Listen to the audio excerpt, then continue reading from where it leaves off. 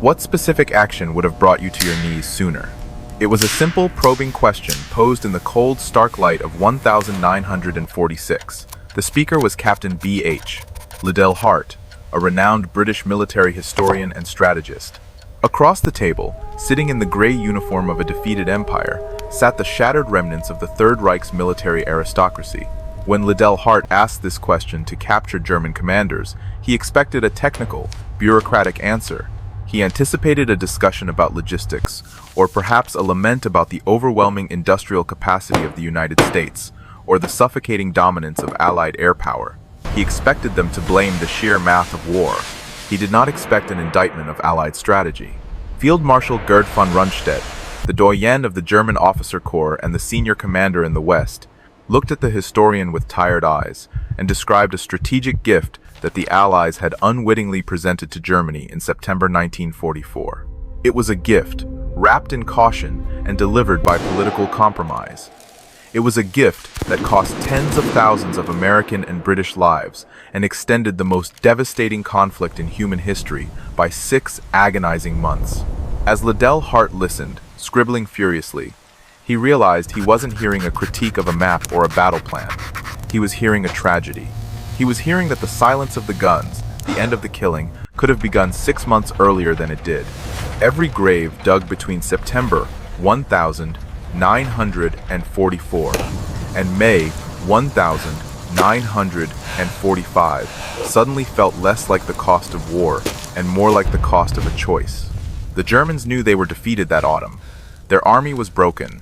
The road to Berlin was wide open. They were waiting for the finishing blow. But because of a paralysis within the Allied High Command, that blow never came.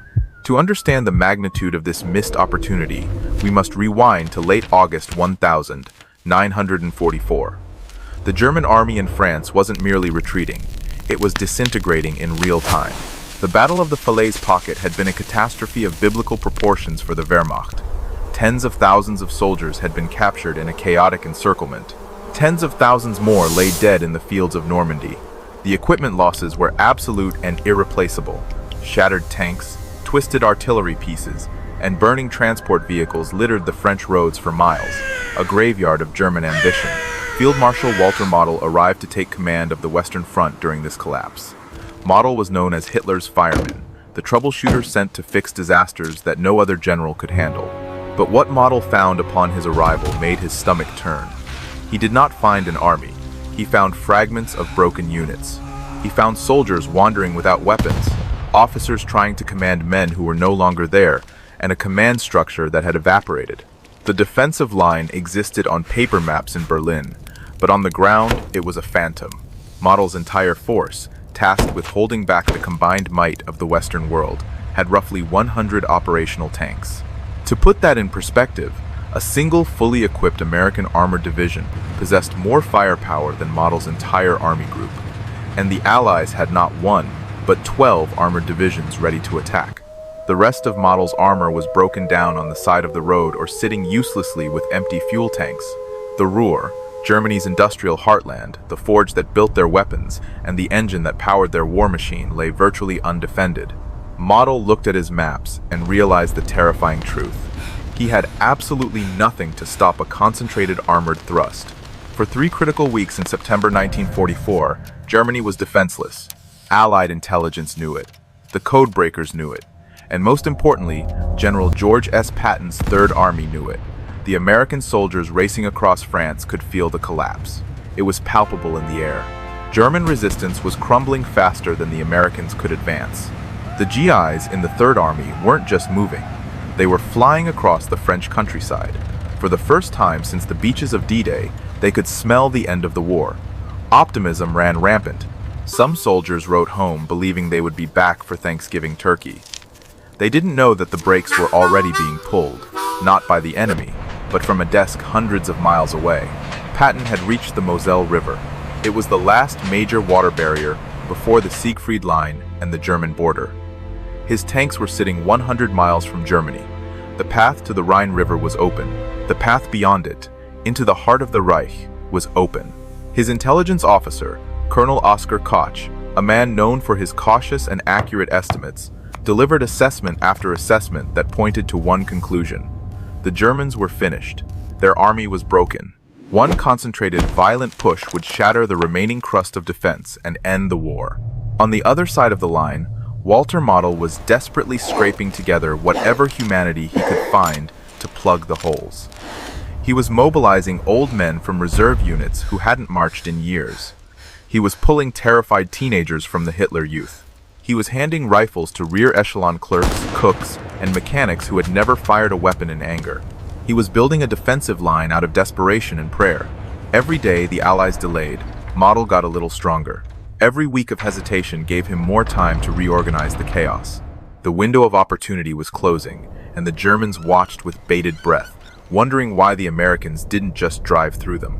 On September 1st, 1944, General Dwight D. Eisenhower assumed direct command of all Allied ground forces.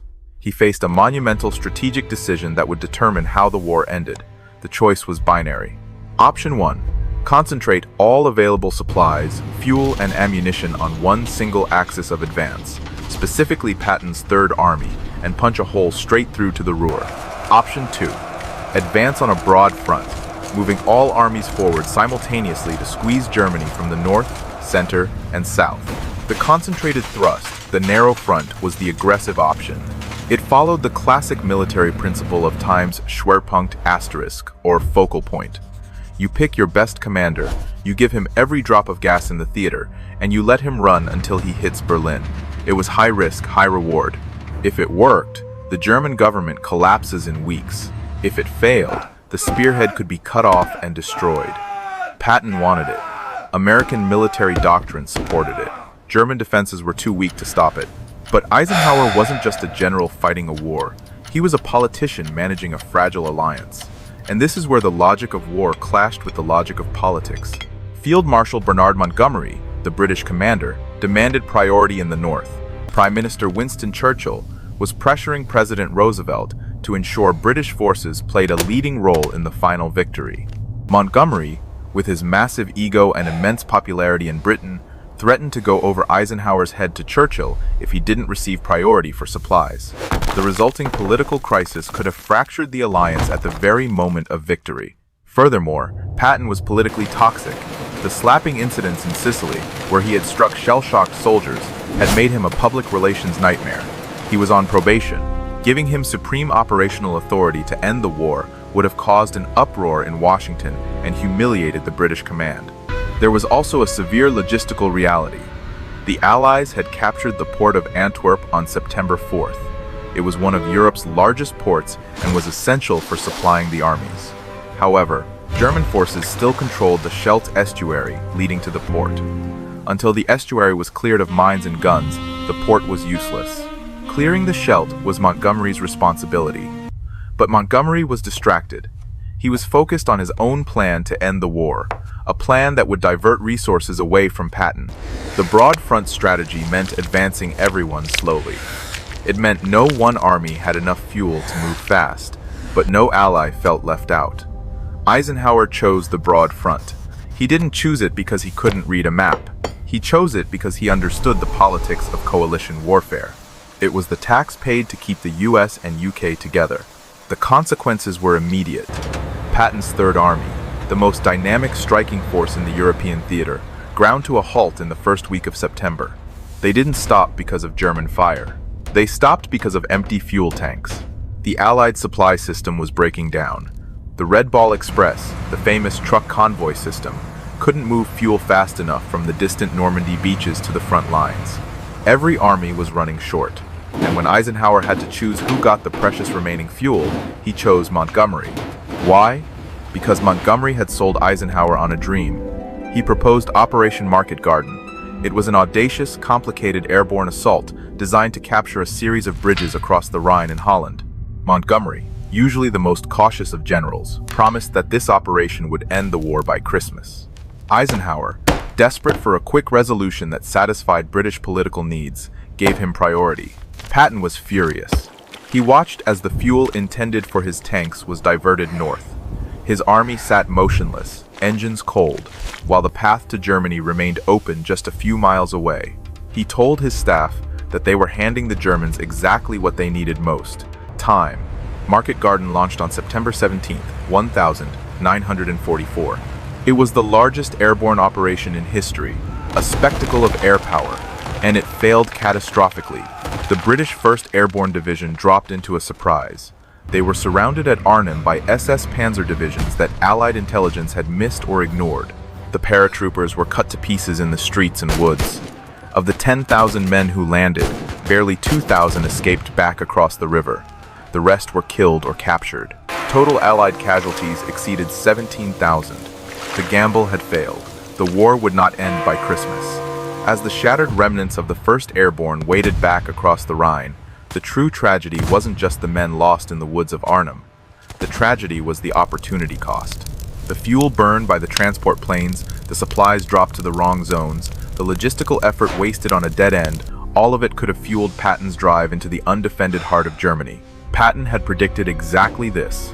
He had warned that stopping his advance to gamble on a shortcut would allow the Germans to recover. He had begged for the fuel that went to Market Garden. Nobody had listened. The momentum had evaporated. The psychological initiative shifted. Field Marshal Walter Model couldn't believe his luck. In the first week of September, he had nothing: a broken army, no reserves, no defensive line. He had reported to Hitler that the situation was hopeless, without immediate reinforcement.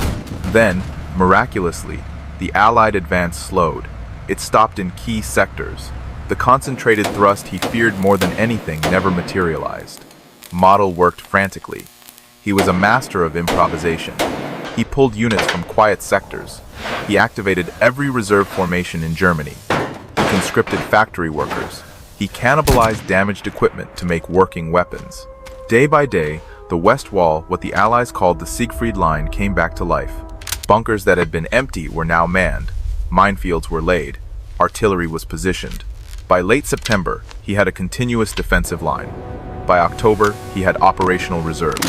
By November, he was planning a counteroffensive. The Allies had given him 6 weeks. 6 weeks to rebuild an army from wreckage. 6 weeks that should never have existed. Model knew exactly why he was still fighting. The enemy had spread their forces across a broad front, instead of concentrating for a killing blow. It was, in his professional estimation, a strategic gift of incalculable value. The war ground on, through the bitter winter of 1944 and 1945. Germany finally surrendered in May, and then the interrogations began. The individual testimonies Liddell Hart collected were damning on their own, but the collective consensus was devastating. When he cross-referenced his interviews with different commanders, a single, unified sentence emerged. It was a sentence that Allied politicians wished he had never written. All the German generals to whom I talked were of the opinion that the Allied Supreme Command had missed a great opportunity of ending the war in the autumn of 1944. Rundstedt was direct and unsparing. He told Liddell Hart exactly what the Allies should have done. The best course, the old field marshal explained, would have been to concentrate a really strong striking force with which to break through past Aachen to the Ruhr area. He explained the strategic geography. Strategically and politically, Berlin was the target. Germany's strength is in the north. He who holds northern Germany holds Germany. Rundstedt paused, then delivered his professional conclusion. Such a breakthrough, coupled with air domination, would have torn in pieces the weak German front and forced Germany's collapse. This wasn't a defeated general making excuses for losing. This was a professional military analysis from the man who had commanded Germany's defense. He was explaining exactly how the Allies could have destroyed him faster. And he was explaining, with a mix of relief and bewilderment, why they hadn't. Rundstedt wasn't alone in this assessment. General Blumentritt called the Allied strategy a gift. General Hasso von Manteuffel, a brilliant tank commander, called the broad front strategy fundamentally wrong in principle. Kurt Meyer, the aggressive SS Panzer commander, was the most blunt of all. He stated that the backbone of German resistance was broken in September.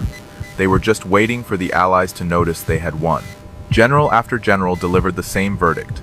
The Third Reich was given a second lease on life because the killing blow was withheld. Liddell Hart asked the obvious follow-up question. If a concentrated thrust was the answer, who should have led it? The Germans were not advocating for Montgomery, despite his arguments for a northern thrust. They had found Montgomery predictable. He was methodical, slow, and risk-averse. You always knew what Montgomery would do next, because he would wait until he had every shell and every tank in place before moving. General Omar Bradley was viewed as competent but cautious. German commanders felt they could anticipate his movements and prepare defenses accordingly. But when asked about Patton, the assessment changed instantly. Runstedt reportedly told a Times Stars and Stripes Times reporter after his capture that Patton was their best. To the German mind, Patton represented the essence of armored warfare: speed, aggression, violent execution, and relentless pressure. That was the formula that terrified German commanders. That was the style of war they had used to conquer Europe in 1940, and it was the only style they feared. The Germans confirmed that Patton's strategy would have destroyed them, and that was exactly the strategy that coalition politics had suppressed. Patton had been right all along. The enemy confirmed it. Once the September window closed, the Allies faced months of fighting that German generals said was unnecessary. The consequences were written in blood. Consider the Hurtgen Forest.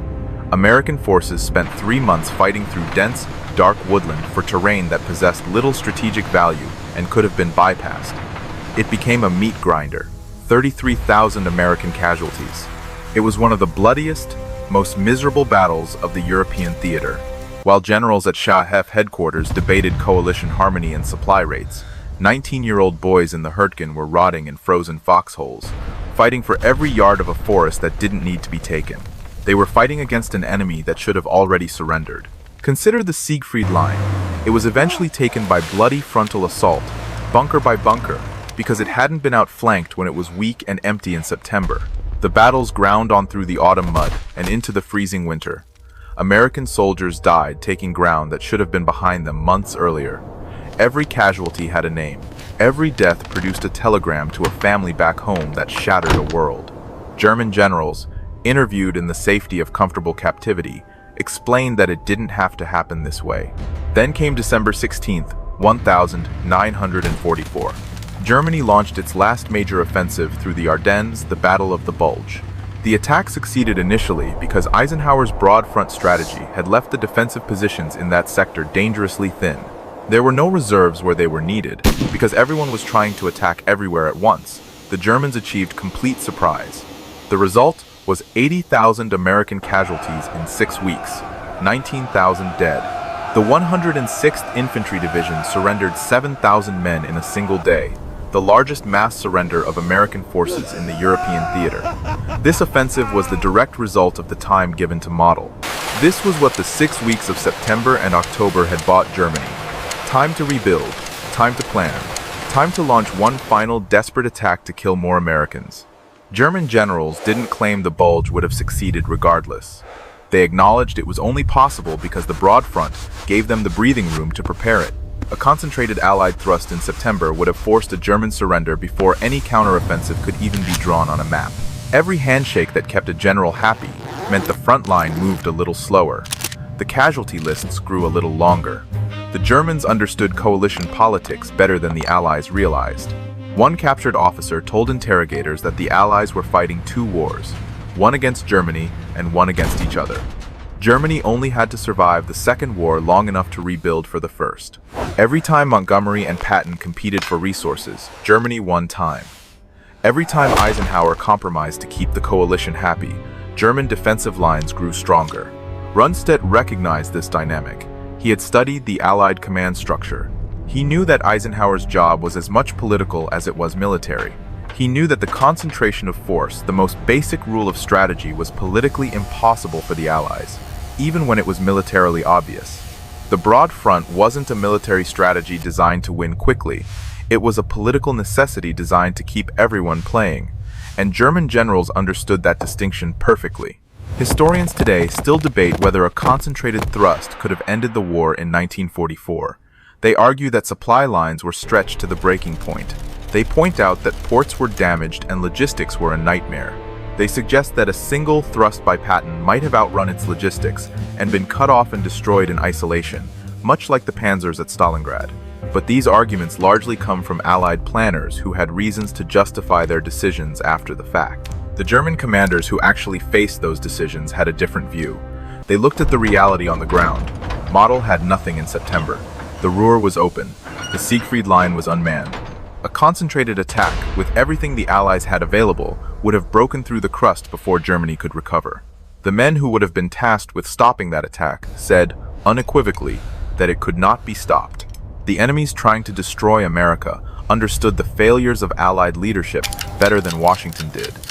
German generals saw what politicians refused to admit. Military speed mattered more than coalition harmony. Concentrated aggression beats dispersed caution every time.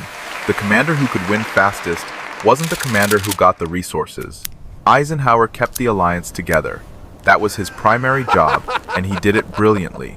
He ensured that the US and Britain finished the war as friends. But keeping the alliance together wasn't the same as ending the war as fast as possible. There is a brutal calculus in warfare. History remembers Eisenhower as the man who won the war. German generals remembered him as the man who let them survive the autumn. There is a distinction between a commander who wins a war and a commander who ends one as fast as possible. You can find that distinction in the dates on the headstones in American cemeteries across Europe. Look at the dates. October 1944, November 1944, December 1944, January 1945. Von Rundstedt, Blumentritt, von Manteuffel, they all said the same thing in those smoke-filled interrogation rooms. The war could have ended in 1944. It didn't, because political considerations overrode military logic. They told us what would have beaten them. They told us who should have led the charge. They delivered their professional judgment without hesitation or malice. The question history asks us now is simple, yet haunting. Was anyone listening?